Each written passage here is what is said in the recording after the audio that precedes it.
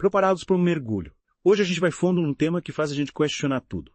O existencialismo. É mergulhar na vida sem aqueles filtros de sentido pré-definido, ou regras morais universais. E aí, como a gente navega nesse mar de possibilidades? Que legal te ter a bordo. É fascinante, porque a ideia principal do existencialismo é que a gente está aqui jogado no mundo sem manual de instruções. Tipo, se vira nos 30? É, mais ou menos. E essa falta de um roteiro pronto é o que chamamos de absurdo da existência. Tá absurdo.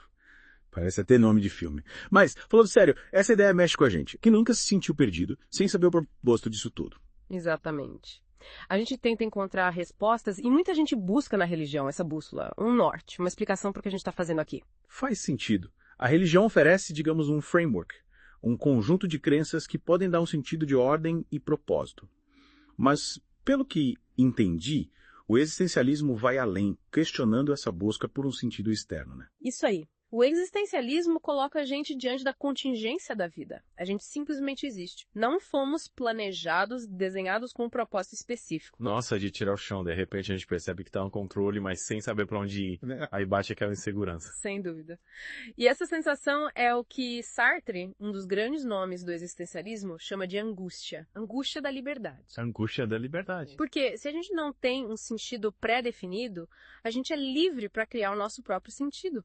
E essa responsabilidade pode ser libertadora e assustadora ao mesmo tempo. Liberdade e responsabilidade. Certo. Que combinação. É como ganhar um superpoder, mas sem saber usar direito. E como a gente lida com essa angústia, com essa falta de um mapa? Sartre diz que a gente não pode fugir dessa angústia. Ela faz parte da condição humana.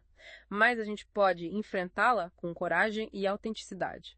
Assumir as rédeas da vida e fazer escolhas conscientes, mesmo sem a certeza de que estamos no caminho certo. Fazer escolhas conscientes. É aí que complica. Porque, se não tem um código moral universal, como saber o que é certo e o que é errado? Calma, calma. O existencialismo não defende o vale tudo. Não é sair fazendo o que quiser sem pensar nas consequências. A liberdade existencialista vem com um grande peso. A responsabilidade Responsabilidade por cada escolha que a gente faz. Ao escolher, a gente não define só o nosso caminho. A gente contribui para a construção do mundo. Nossas ações impactam os outros, a sociedade, o futuro. A gente é responsável por esse impacto. Caramba, é muita responsabilidade, mas entendi. Não é uma liberdade egoísta, é uma liberdade engajada que considera o impacto das nossas ações no mundo. Exatamente. E essa responsabilidade nos leva a buscar uma ética, uma forma de agir que seja coerente com os valores que a gente escolhe para a nossa vida. Escolher nossos valores. Mas como a gente faz isso se não existe um manual de instruções? E como lidar com a angústia de saber que a gente pode errar? É um baita desafio. Mas o existencialismo nos convida a abraçar essa incerteza, a encarar a angústia como parte da jornada. A gente não tem todas as respostas nem garantia de sucesso, mas a gente tem a liberdade de escolher, de construir o nosso próprio caminho, de dar sentido à nossa existência. Que provocador. Mas antes de a gente mergulhar de cabeça nesse processo de criar valores e sentido, vamos dar uma pausa para respirar e digerir tudo isso. Voltamos já já. De volta para o nosso mergulho no existencialismo, já vimos bastante coisa, o absurdo da existência, a angústia da liberdade, a responsabilidade, quanta coisa. Pois é. E ainda tem chão, quer dizer, mapa a navegar. A gente precisa se aprofundar em alguns conceitos-chave, como a náusea, o desespero. Náusea, credo. Espero que não precise de um Dramin para continuar essa conversa. Mas falando sério, o que essa náusea tem a ver com o existencialismo? Calma, a náusea aqui é metafórica. O Sartre usa essa palavra para descrever aquela sensação de vertigem, de mal-estar, que a gente sente quando percebe que a vida não tem um sentido pronto, sabe? É como se a gente descobrisse que o mundo não tem um manual de instruções, que as coisas simplesmente são. Ah, entendi. É tipo quando você tá naquele brinquedo que gira, gira, gira, e de repente tá aquela vontade de... A náusea existencial coloca a gente diante da nossa finitude, da fragilidade, da responsabilidade de criar significado num mundo que por si só não oferece nenhum. E como a gente lida com essa náusea? Com essa sensação de estar à deriva? Aí entra a ideia da criação de sentido. O existencialismo não nos deixa paralisados diante do absurdo. Ele nos convida a agir, a criar, a construir nosso próprio significado. Mesmo que esse significado seja temporário, mutável, subjetivo. Na verdade, a gente vira meio que um artista. Cada um com o seu pincel, pintando o seu próprio quadro da vida. E o desespero? A gente falou de angústia, de náusea. Parece que o existencialismo é só tristeza. Não. O existencialismo reconhece a dificuldade da vida, a inevitabilidade do sofrimento, da perda, da morte. Mas ele não prega o desespero. O desespero existencial é diferente, é uma tomada de consciência da nossa finitude, da nossa impotência diante de certas situações. Ou seja, é reconhecer que a gente não controla tudo.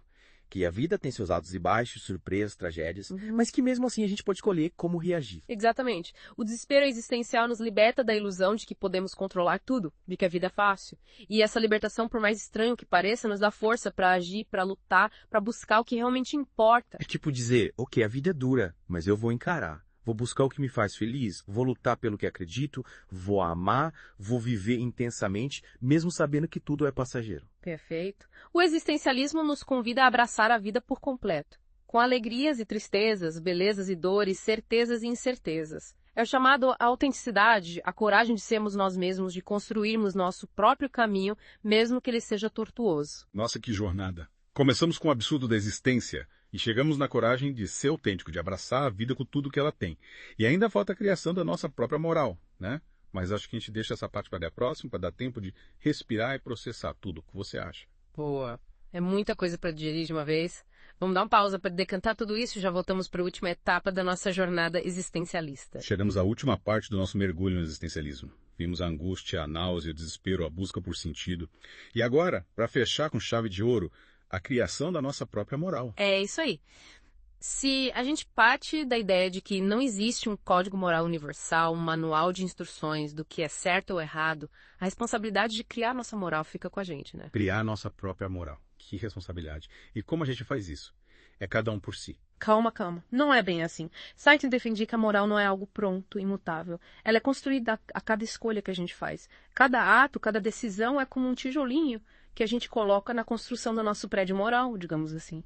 E essa construção individual é mutável, está sempre em movimento. Entendi. A gente não inventa moral do zero. Tipo, Gente, agora roubar isso. pode. É mais como se a gente fosse lapidando a nossa bússola moral ao longo da vida, né? Com as experiências, as reflexões. Exatamente. E essa lapidação exige que a gente se questione, que pense nas consequências das nossas ações, que assuma a responsabilidade pelos nossos atos. Mas e se a gente fizer a escolha errada? E se a gente se arrepender? E se a nossa bússola moral apontar para um caminho que machuca os outros? Aí entra a angústia da liberdade de novo. Se a gente não tem garantia de que vai acertar sempre, de que não vai se arrepender. Mas a gente precisa ter coragem de escolher, de agir, mesmo com essa incerteza. E se errar, a gente aprende e tenta fazer diferente na próxima. É tipo aprender a andar de bicicleta. A gente cai, levanta, tenta de novo até conseguir o equilíbrio. E com o tempo a gente fica mais seguro. Perfeito. A construção da nossa moral é um processo, um aprendizado, um autoconhecimento. A gente nunca chega num ponto final, estamos sempre nos questionando, nos ajustando, buscando sermos melhores. E os outros?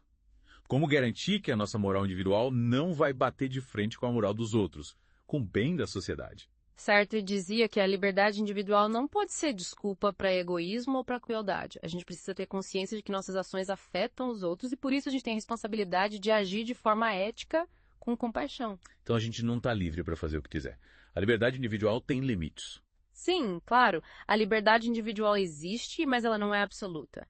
Ela precisa ser exercida com responsabilidade, pensando no impacto que as nossas ações têm sobre os outros. E como a gente encontra esse equilíbrio entre liberdade individual e responsabilidade social? Não existe uma receita pronta.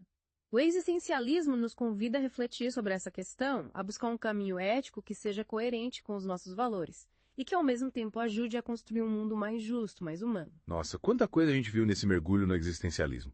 Começamos com a sensação de estar perdido, sem sentido, e chegamos na responsabilidade de criar nossa moral, de agir com ética e compaixão. É muita coisa para processar. É verdade. O existencialismo nos tira da zona de conforto, nos desafia a pensar por nós mesmos, a questionar as verdades já prontas, construir uma vida com significado, mesmo diante do absurdo da existência. Mas acho que essa é a beleza do existencialismo. Ele nos coloca diante da nossa liberdade, da nossa responsabilidade, do nosso poder de escolha. E por mais desafiador que seja, é libertador saber que a gente tem o poder de moldar a nossa vida, de construir nosso próprio caminho. Concordo.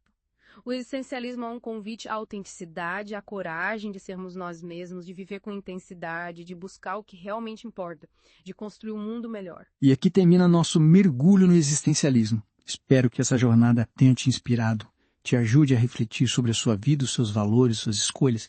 E lembre-se, você é livre para criar seu próprio significado, sua própria moral, sua própria história. Até a próxima!